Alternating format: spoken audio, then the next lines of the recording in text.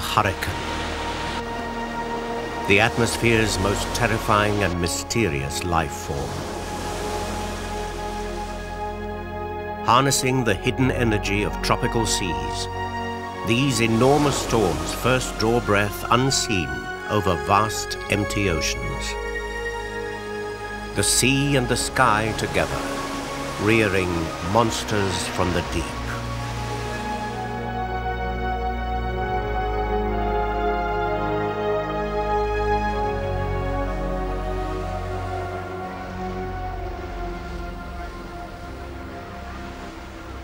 We treat the elements as a playground. The sun, sea, and sky satisfy a deep human need. But that same combination is the formula for the atmosphere's most potent chain reaction. The energy stored in the oceans is phenomenal. The Atlantic Ocean alone holds heat equal to the output of 1 billion power stations. If the weather were a machine, the oceans would be its flywheel. The extremes of the Earth's climate are tempered by the slow circulation of the seas between the equator and the poles. But in the tropics, when the ocean temperature rises, the power of the sea finds its most violent expression. Vast quantities of seawater evaporate, forming huge and unstable storm clouds. Sea and sky are coming together to spawn a hurricane.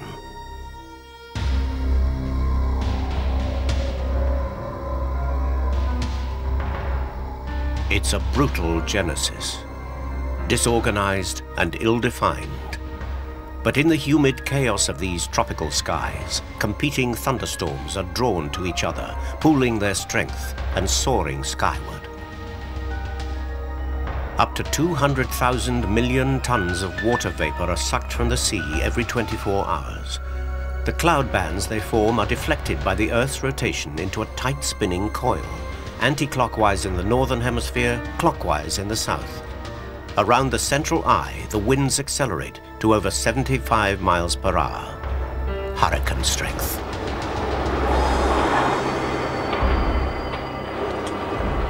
A hurricane hitting the shoreline brings together all the stupendous force of the wide ocean and dumps it onto land.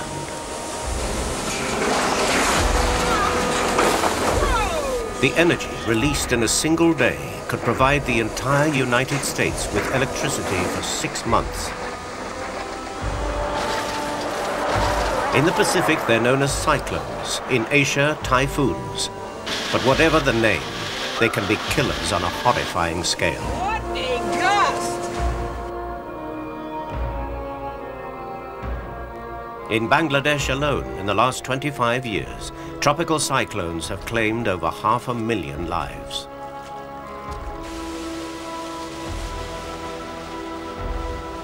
Yet, unlike tornadoes or lightning, these are not fleeting phenomena. There's time to track them, watch them grow, try to guess their final destination. I'm not talking about the ones there now. Each hurricane has its own personality, and each gets its own name. Tropical Storm Iris, advisory number 25, issued by specialists at the National Hurricane Center in Miami at 11 a.m.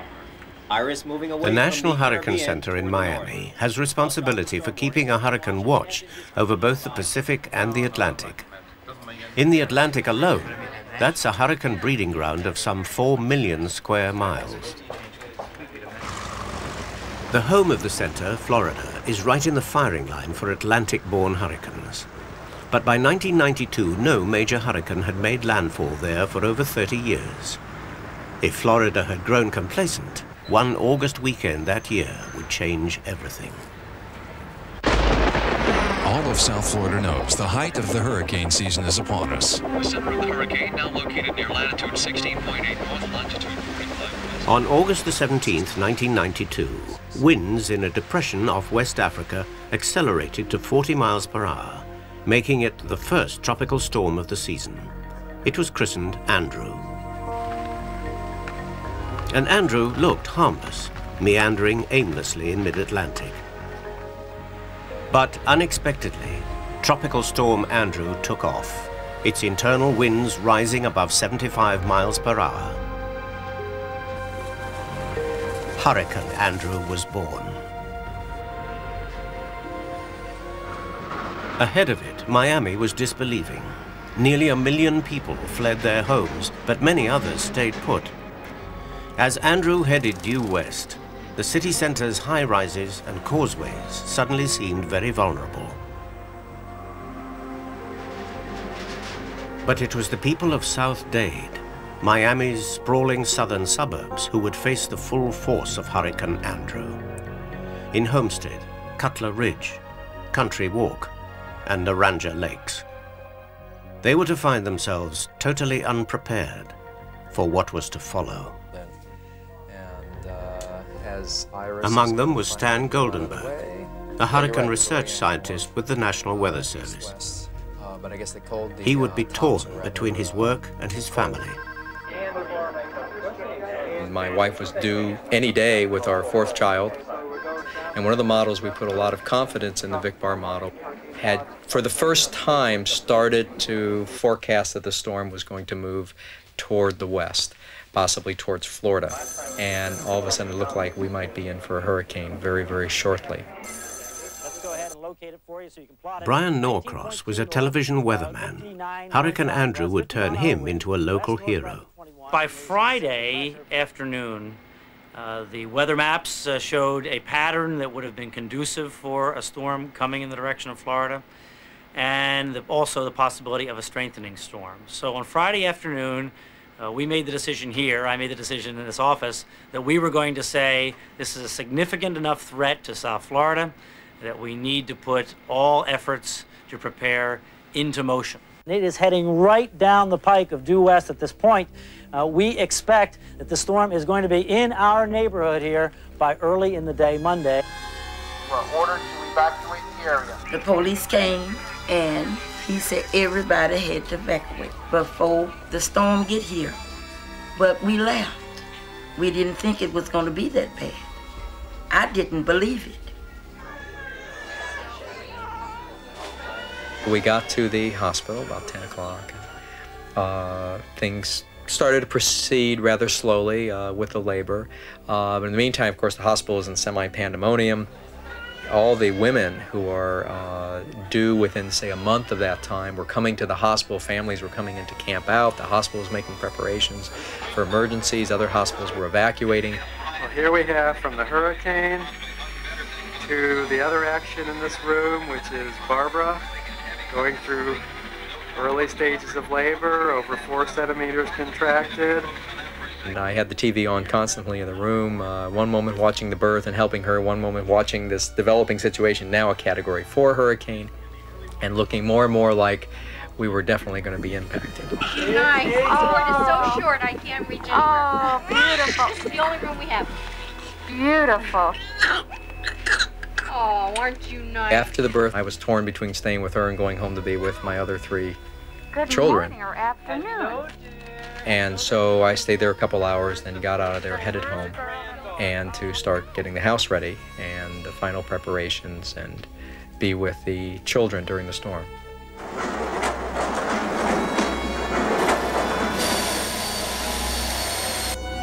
Andrew had just swept through the Bahamas, killing 4 people. It was now just 6 hours away and heading straight for Miami. We got lost. We couldn't find the shelter.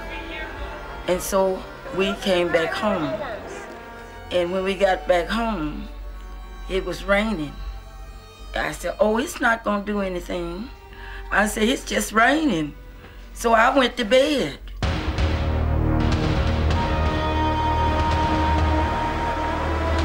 If you can see it, the beginnings of Andrew. I shoot into the lights. This is just one little squall. We have much more to go.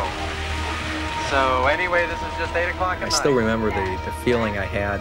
We had boarded up, nailed boards onto the outside over almost every window covering. And I remember sitting back and saying, it's so nice to be prepared And we had 9 of us in the house. We had myself, my brother and sister-in-law, their 3 boys, my 3 boys, and a small kitten. Through the storm. Hi, Daniel. Say hi. Just kept going over my mind everything I'd done, putting the shutters on, making sure that the doors were closed and locked, and you know, we had water, we had a pot of coffee going, we had the radio. Things really didn't pick up till after midnight. It was a very small, tight storm, and we kept looking out the front door and just watching the winds pick up gradually. And we can hear things start to fly around out there. I'm sure we're approaching hurricane force winds. Eventually, when it hit about, I guess, probably 3 or 3:30, about an hour before I knew the bad stuff was going to hit, we were watching the radar on the TV, radar images, and you could see this eye wall just start to move slowly towards Dade County. And again, you knew this is where the heaviest stuff was going to be. One of the anchor people said, where is there a safe place? And I said, there is no safe place in South Florida tonight that we can guarantee is going to be safe. When you see us move and you're watching us, we want you to move to your safe spot. I'll tell you what, maybe, Raphael, you could find a couple batteries here to bring in here as we go in here so that we don't run out of power, although we're going to, I guess Tony has a mic in. I made the decision that we were actually going to move out of the studio because I was concerned about the studio roof.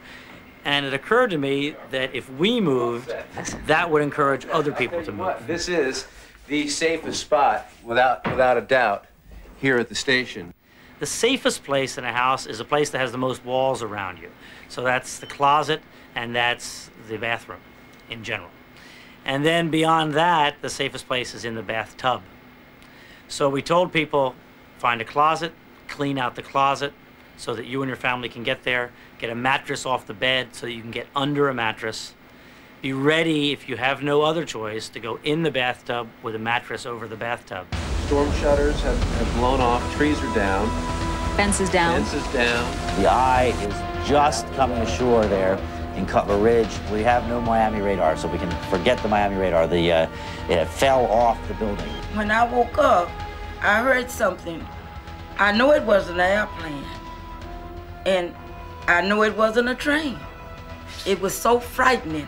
It was sounding like the end of the world.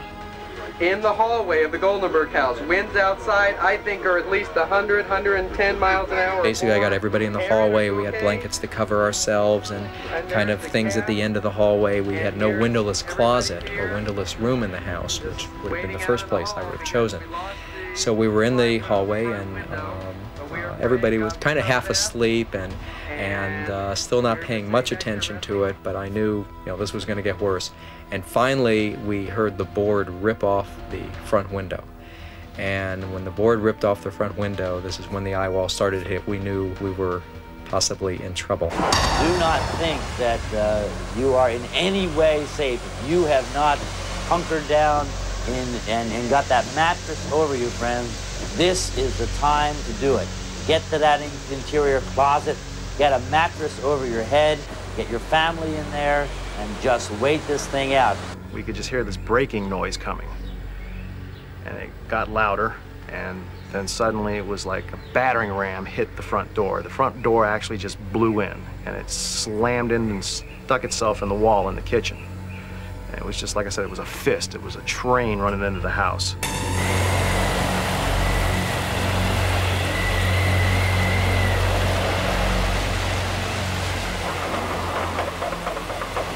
.164 miles per hour is what the winds peaked out at the hurricane center. 164 miles per hour. The door started to bow at the top and at the bottom, and it was like bending in and out. The pressure in the house started getting harder and harder. I had to put my hands over my ears, and as I did, this rumbling got severely loud. I turned, and I had back glass doors. Well, my back glass door bowed out like a big bowl. And this is a big, 4x8 sheet of pitted glass inside of an aluminum frame. The screws fell out of the frame. The glass bowed out like a bowl. I put my hands over my ears, and I could hear the roof ripping off. The cat was by the door yelling, and as I went to go to the door to open them, like I said, I had to turn because I thought the door was going to rip off. And as I turned, the roof went, and I heard the cat let out like a real loud. and I didn't hear him anymore. We have a long time to go, okay? We have hours to go here before this is over. It's going to be very, very difficult. You're just going to have to decide, we're going to stick this out, we're going to stick together, and we're going to make it through it, okay? Everything started getting real crazy. The wind's whipping, it's ripping, pushing. The doors are all slamming. The walls are bowing. The water now is starting to squirt out through the wall outlets like it's a squirt gun. Well, at that point, the floor started shaking. Now, if you've ever been near a train yard and you know how the ground rumbles and shakes, my house is sitting on what they call a slab, a concrete slab that's over a foot thick. I was standing in the living room and the walls were wobbling, the roof's shaking, things are starting to fall, things are flying, and the floor started shaking. Well, I can't fly. And at that point, I figured it was over. I thought the house was gonna pick up and just roll over. I figured we're all gonna die.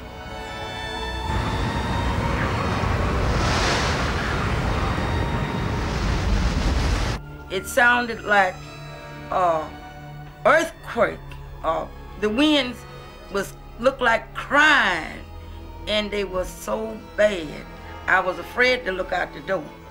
I went to go in the bathroom, and when I got in the bathroom, the window blowed out, and I ran back, and I grabbed my children, and I went in the little small bathroom. It was too tiny, we couldn't hardly get breath. But everything was squeaking and everything was rocking and tin and everything was all up in the air. I mean, the roof was gone. And as I was looking up, I could see the inside of the eye wall. I could see the clouds boiling. And it was like dark smoke. And the reason I could see all this was because the starlight was coming down through the eye, and there's absolutely nothing blocking this light from the stars. It was, South Florida was blacked out. And I've got this straight shot to God, straight up to the heavens, and all the stars were there, and just the light coming down was like twilight. It was bright. You know, my kids were just crying and screaming and very upset, and I just kept saying to them, you know, it's okay, it's okay.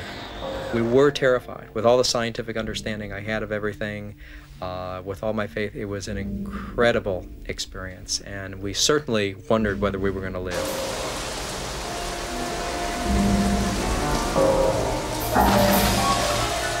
I told my mother, it's like, we're not going to die.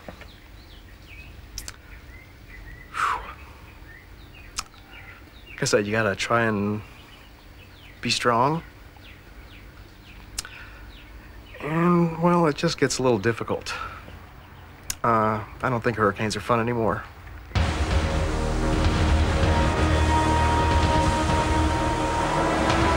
We're just sitting back there resting in the Lord, in the hallway. We can feel our ears constantly pop. Lord, we just thank you. We ask your protection.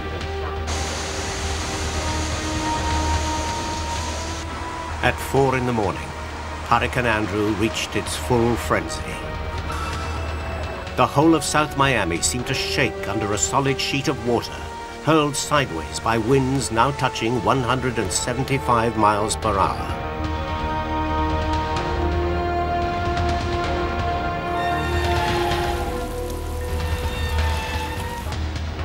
This is now the morning after. We have been through a night, and as you can see, we have no house. We are glad to be alive, and we were in about the most terrifying situation we could imagine during the worst part of the storm. We were just pinned under the wall right there, fell on top of us. There was 3 adults, Ann and Roger Bruce, there's 3 sons, and then my 3 sons, all in that little space, pinned just praying for this thing to let up.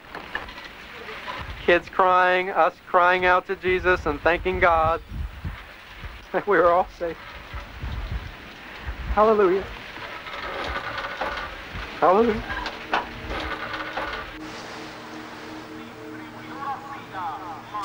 Hurricane Andrew was the costliest natural disaster ever to hit the United States.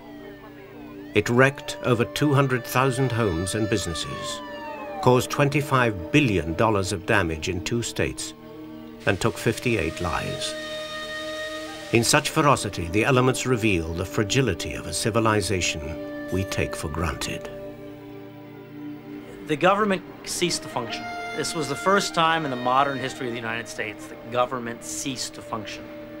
City halls were damaged, communications was out, so we had 300,000 or 400,000 people that went on for 3 or 4 days without governmental function. And it was a spiraling down of society into a kind of anarchy. So if it hadn't been for the military, I don't know what would have happened, because it was as close to anarchy as certainly anything I've ever experienced.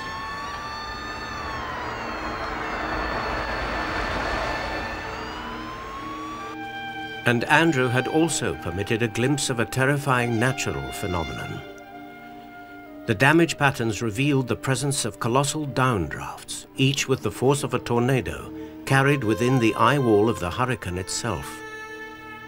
The problem with measuring how strong the storm was, that every single instrument, wind measuring instrument and anemometers that were located in the max wind area were destroyed. And it's very clear that there was some extra wind feature in my particular location.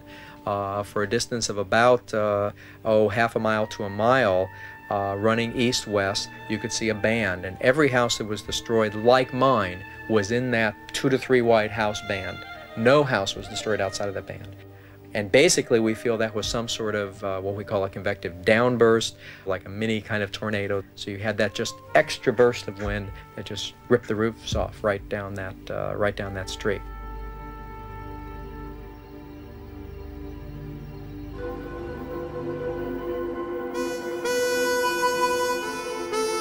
There is much we still need to know about the power of the atmosphere.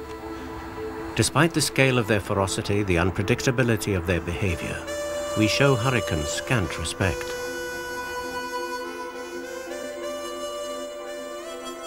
In 1900, the city of Galveston was the richest in the state of Texas, a bustling, vigorous port dealing with 1,000 ships a year.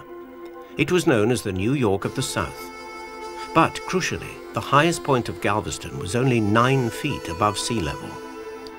The hurricane of September 1900 brought a 20-foot storm surge. 6,000 people lost their lives in what was the United States' greatest ever weather disaster. Yet within a handful of years, exactly the same scenes were to be witnessed in Corpus Christi, Texas, by a young boy called Bob Simpson. That hurricane, when I was only 6 years old, it showed me what terrible destructive power a hurricane can bring in. Houses swirling around in the stream, cisterns over on their side, rolling around in the currents. A few sad things where people were trying to cling on to logs, and then another log would clunk them on the head and they would disappear, and that'd be the last you see of them. So much destruction. Hundreds and hundreds of people lost their lives. Those that lived lost their property. The town was just placed in a position of desperation.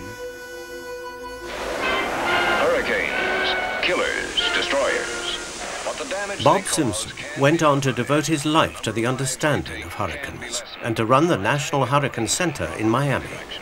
Along the way, he made the first ever research flight into the eye of a hurricane. Navy crews like this alternate with Air Force crews, 2 reconnaissance flights a day, right into the heart of the As you approach the storm, you see the first giant squall line of the spiral rain bands. The better the chance of returning, okay. We got a nice bump or two as we went through the rain band, but it doesn't last very long. Then as you reach the eye wall, you have something of an elevator effect. All of a sudden the pilot realizes that the plane is rising, rising, rising because of the uprush of air in the eye wall, which is characteristic of all hurricanes. If the pilot doesn't aim the plane down, you'll rise thousands of feet. The great fascination is when you suddenly break out of all of that turbulent ascending elevator effect in the eye wall into the eye itself. Suddenly it's like smooth as glass. There's no turbulence, and you think, my goodness, we must be on the ground. The causes and nature of these storms must be better understood. Perhaps men may eventually learn to control or to destroy the hurricane. The search continues through fair weather and storm. Nothing seemed to be beyond the grasp of post-war scientific endeavor. Even the weather. A generation which had developed the bomb could surely defuse a hurricane. For many years, there had been attempts to produce rain by seeding clouds with dry ice. Now, in Project Storm Fury, American scientists tried to neutralize hurricanes using the same principle, depriving the storm of its liquid energy by making it rain harder. A lot of people really wanted to go to town on this cloud seeding and see if we couldn't really tame hurricanes. And we dropped in the eye wall a whole succession of canisters of flaming silver iodide. These canisters would fall down through the upper half of the hurricane to the freezing level before the silver iodide was dispensed. And then the winds of the hurricane itself took that smoke, diffused it, and carried it circularly around the storm so as to freeze out as much as possible of the supercooled liquid water. The end result was supposed to have been to reduce the strongest winds. And in doing that, the whole storm then had less force to hold the wind in its orbit, and the whole storm began to expand outward. And we could see in the radar with all this fancy Navy equipment that the eye wall itself was indeed expanding outward, just as predicted. And that got people pretty excited. But it wasn't just Americans who were excited. Mexico and Cuba, among others, were outraged that the United States might be altering their weather, even steering hurricanes towards them. Storm Fury was abandoned. It was never our intent to try to stop hurricanes, nor do I think that that will ever be feasible. It's too complex and large a system for a whole fleet of airplanes to try to doctor and do anything to. Our intention was simply to pull the teeth of the hurricane, so to speak, so that it couldn't bite so hard, damage so much property, drown so many people, and cost so many lives and bruises. Like long-forgotten relatives from up north, it's only a matter of time before another hurricane visits South Florida. In those precious hours before hurricanes... September 1995, hurricane season. Project Storm Fury may be history, but the hurricanes are not. In the United States, from June to November each year, over 40 million people are at risk. In the National Hurricane Center in Miami, it's the busiest season for over 60 years. Already there have been 11 named hurricanes. 3 of them are still out in the Atlantic, expending their remaining energy in mid-ocean. On the satellite screen, a tropical depression off Africa heading west is still at least a week away, but it shows every sign of being the next hurricane. Well, South Florida and all of Florida and most of the hurricane-prone coastline of the United States is extraordinarily unprepared for hurricanes. There's no question that somebody is going to get another strong hurricane here in the fairly foreseeable future, perhaps this year, perhaps next year. The problem is that people tend to live in denial. And we now have a major metropolitan area here that's horribly unprepared for hurricanes, even after seeing what Hurricane Andrew did. In the Hurricane Center, there's a new arrival. After just 3 days, that depression off North Africa has become fully grown and is sitting in mid-Atlantic. Hurricane Luis. Look at the 72-hour, the ridge is not only strong, it's oriented. The question is, will Luis reach Florida? Satellite pictures help, but between the sea and the sky, Luis is a living three-dimensional organism, a monster which can roam and feed anywhere in the Atlantic. Still, Luis is very far away from the United States, People should be concerned. They should be paying attention to the advisories, but it's much too early to panic at this stage. If there is a time to panic, the TV crews will be the first to know. But Luis is already attracting other attention. Richard Horodna is a hurricane chaser who's rolled with most of the blows a hurricane can throw. He's not only survived, but has produced extraordinary pictures. I've been chasing hurricanes since 1965, my freshman year in college. So every time a hurricane has hit land in the United States, save one or two minor hurricanes, I felt compelled to be in front of it and experience it as it came inland. Why I do this, I have no idea whatsoever. I guess there's a little bit of brinkmanship that psychologically drives me. During the chase of Hurricane Elena, we drove over this bridge and causeway which had been inundated by 10 feet of water, so the approaches were almost underwater. What we didn't know is that the foundation of the bridge had been washed away. That should have been evident, I suppose, because the right side of the bridge had collapsed into the ocean. When I look back, I think I was absolutely nuts to do that. But being on the edge of danger, I guess, is exciting. Gracias y cariños para todos. Aquí siguiendo muy de cerca lo que está pasando en el trópico, vemos aquí a la tormenta. Richard Horodna is a better known face in the Hurricane Center than many of the reporters. He used to work here, and he makes the most of his access and the media distraction to gather every detail he can about the hurricane's position. We had 40. Okay, as a professional chaser, he's about as welcome as a fox in a chicken coop. The only barrier now between Miami and Luis is the Caribbean islands. Just 3 days old, but with winds of over 130 miles per hour, this hurricane threatens to be the most powerful to hit the region for 6 years. Dangerous Louise heads toward the Leeward Islands. A hurricane watch is now in effect for the Leeward Islands. This is a real thing. I mean, that, my gosh, that's out. I'm going to have to change all the radii. You know, I'm not going to have time to do that. Nevis, St. Kitts, St. Eustatius. I guess I'm going to have to do that. Luis is a very powerful hurricane, and you can see it's located east of the Puerto Rico, southeast of Puerto Rico, and has a well-defined eye. And it's moving toward the west about 10-15 miles per hour. It's a very powerful hurricane. You know, they're going to get clobbered if they get a direct hit. You know, there's no knowing exactly which islands Luis may hit. Hurricanes rarely move in straight lines. Their track and their speed are erratic and unpredictable. A hurricane making landfall creates billions of dollars of damage. Even a false alarm costs $1 million for every mile evacuated.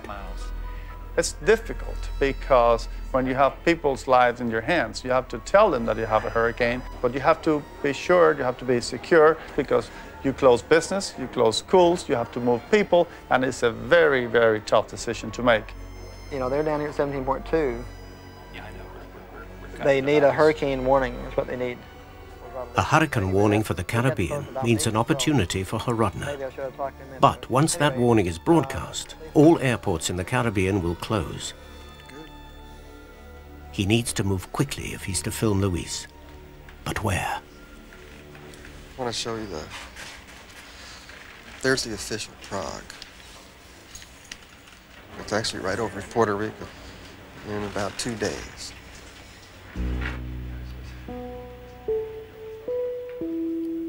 It's the last flight into Puerto Rico, Horodna's destination, and he hopes that of Hurricane Luis. This is meteorologist John Toohey on WOSO, serving Puerto Rico's best informed listeners. We're not going to list any hurricane warnings for the area. Hurricane warnings are still in effect. The Caribbean island is expecting the worst. Luis, just a day away, can still move in any direction. But Horodna is now committed. With the airport closed and the planes evacuating, there's nowhere else he can go. I'm basically trying to intercept the eye of the hurricane as it crosses land. The reason for that is because the strongest winds, the highest tides, the most torrential rain, are all located right around the periphery of the eye in the wall cloud. I bring a barometer with me because it shows me the pressure field as the hurricane approaches. On a chase, of course, you want the barometer to constantly drop. Luis is huge. Its outer edge is already approaching the coast, 200 miles ahead of the eye wall. Puerto Rico, only 40 miles across, is a small target for the eye, but Horodna is willing Luis to make a direct hit. We have a small piece of land where we're not that mobile, so you're a speck on the map for the hurricane to hit. We're about as close as we can get on this island to being near Luis. But right now it looks like it's going to be curving east of the island somewhat. If I want to see this hurricane, which I do, most people don't. But the storm could slow down, possibly. The steering currents are weak, and then the ridge rebuild north of the storm and push it back in the westerly direction.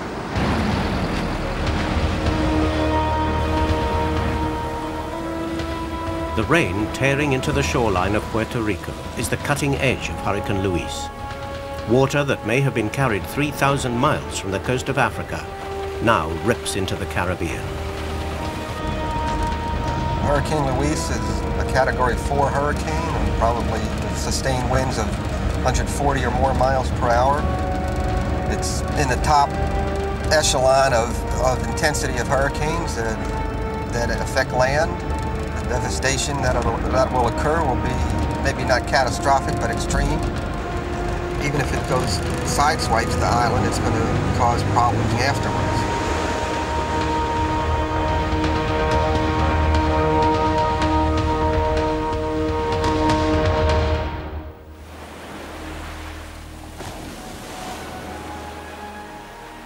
Puerto Rico has been lucky. Luis's track, always unpredictable, has taken a last-minute twitch to the north. The island has escaped the full force of Luis's winds. But such is its strength that even the fringes bring flooding and estimated damage to Puerto Rico's economy of over $200 million. Horodna is philosophical. The hurricane is now located about 130 miles east of here, or northeast of here. It's probably at its closest point. We're getting a lot of rain squalls. The barometric pressure is reading 2963. It might go down a little bit more, but it's probably at its closest point now. We're not going to catch the center of the hurricane, but we're going to get a lot of rain squalls because there's more rain on the back of the system than there was on the east side. The surf is tumultuous. We have the wind coming in on the surf. And it's starting to rain, and I think I better get back in the car. Other Caribbean islands have fared worse in the 700-mile-wide storm. At least 14 people have been killed and thousands have been left homeless. But Horodna insists that human beings have themselves to blame, not the weather. It's an historical record that hurricanes are going to affect the coastline or any of these islands out here in the Caribbean. History shows that the Indians didn't build along the coastline in Florida. They built back away from the coastline, and there's a reason for that, and that's because hurricanes hit there periodically. I don't like this. I get stuck in there. I get a little momentum up, I guess. That was a good one. I believe that nature isn't violent. Nature is doing its own thing. It's not acting upon human beings. Human beings are placing themselves in nature's way.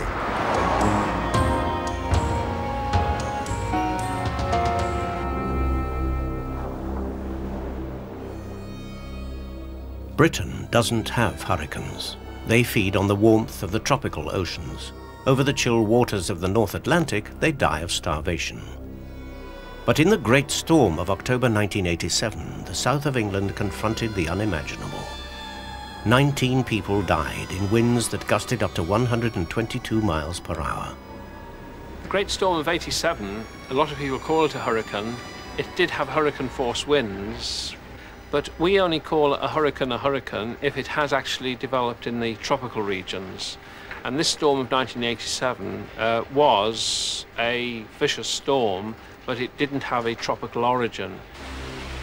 The storm wreaked damage of over 1,000 million pounds. 3,000 miles of telephone lines were destroyed. 15 million trees felled. Strictly speaking, not a hurricane. But in living memory, it was the closest Britain had come to the devastation of storms like Andrew. all over southern England, there was this amazing smell, like sort of crushed apples or something, of vegetation which had been mangled. Trees and buildings were just tumbling down in all directions. And the wind, it was like a monster playing games. It was extraordinary. The things it did and the capriciousness with which it acted. I saw places where there were two trees standing side by side, and they'd fallen in opposite directions. I don't know what sort of whirlwind effect had produced that. Because there had been no great storm of the same kind here for so long, there were trees of 200, 300, 400 years old, which generations of people had got used to as part of the background to their lives. Suddenly, there they were. They'd vanished. And a lot of people found themselves devastated by this change in what had seemed so permanent and they'd thought of as primeval almost.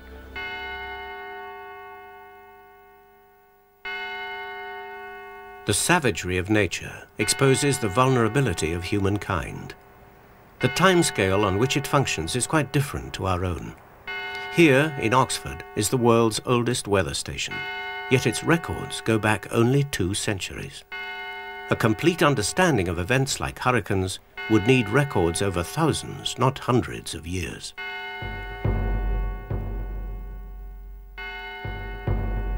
For just as the atmosphere is never still, so the world's climate is in constant flux. Repeated interlocking patterns in which every breath of wind plays its part. Each successive civilization makes its own accommodation with the elements. This is Chan Chan in the deserts of northern Peru, capital city of a great pre-Inca people, the Chimu. The rich decoration from 1,000 years ago, birds, sea creatures, representations of waves and currents, shows how intimate and interdependent the Chimu people were with the ocean and the atmosphere around them. Today, the Chimu are lost to history. But offshore in the Pacific Ocean is a phenomenon of which they must have been aware, whose invisible power dwarfs even the mightiest hurricane. The tropical Pacific covers 1/3 of our planet. Here, off the coast of Peru, the surface water is normally cold. It's rich in nutrients and rich in the sea life pursued by one of the biggest fishing fleets in the world. That means good business for Senor Esteve, the skipper of the trawler.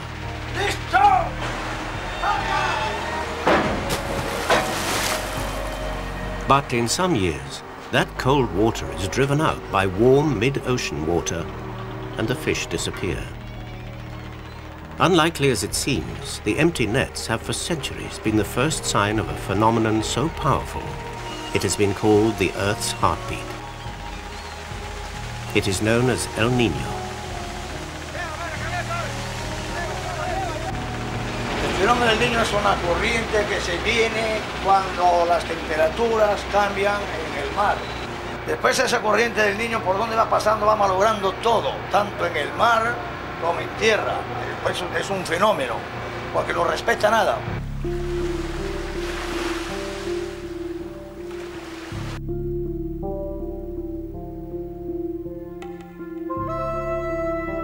El Niño means the boy child. And it's at Christmas time that the phenomenon usually occurs. In normal years, the warm water persists for only a few weeks, but in some years, mysteriously, the El Niño effect spirals dramatically and lasts for months.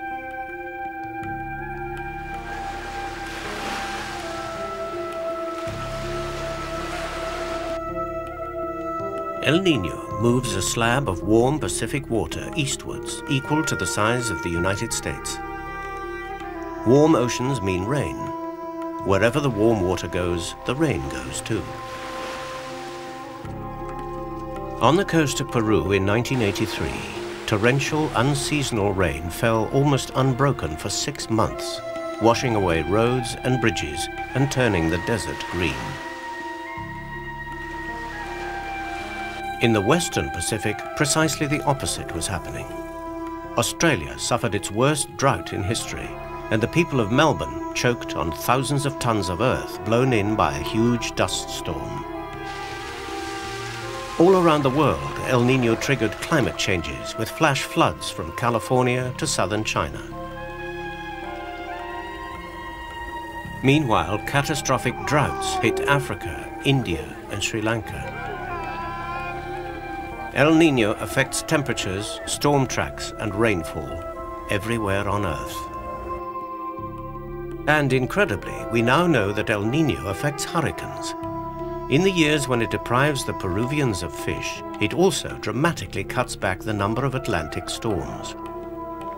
Yeah, John, how do you see these? This discovery by Professor William Gray means the frequency of hurricanes can finally be predicted. The atmosphere is very complex and it's related all around the globe. Things occur in one side of the globe have an effect on the other side. So in El Niño years, the amount of Atlantic Basin hurricane activity goes way down. We only get about 40% as much as in non-El Niño years. For all their adult fury, hurricanes are delicate children. In El Niño years, the winds which encourage their remorseless westward track are suddenly reversed, and would-be Atlantic hurricanes quite literally get their heads blown off. But El Niño does not act alone. It is one beat in the deeper rhythms of the world's climate, set in motion by the circulation of the oceans. Their journey around the globe takes many hundreds, even thousands of years. The atmosphere's in motion all the time. The oceans are in motion all the time. The motion of the air drives the ocean, causing currents. And these currents cause temperature changes to occur back in the air. And there's this complicated link going on everywhere around the globe. And it operates on a long time scale. Some people say a number of thousands of years. So when you speak of climate change, you've got to think of what the oceans can do, because the oceans can store vast amounts of energy.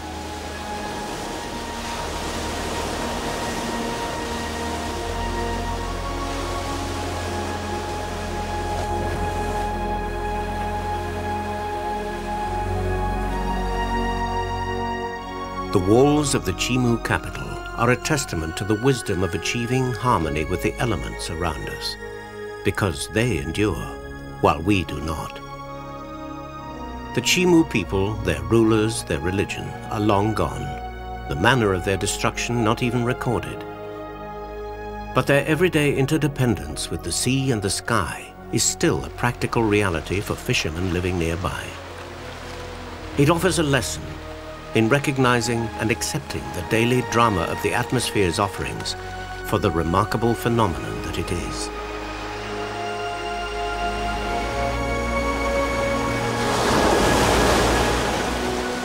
We may yet understand the momentum of such complex forces, but we can never master the hurricane, never tame the skies. For the secret and age-old pulse of the oceans drives a system which is as intricate and spectacular as the chain of life itself.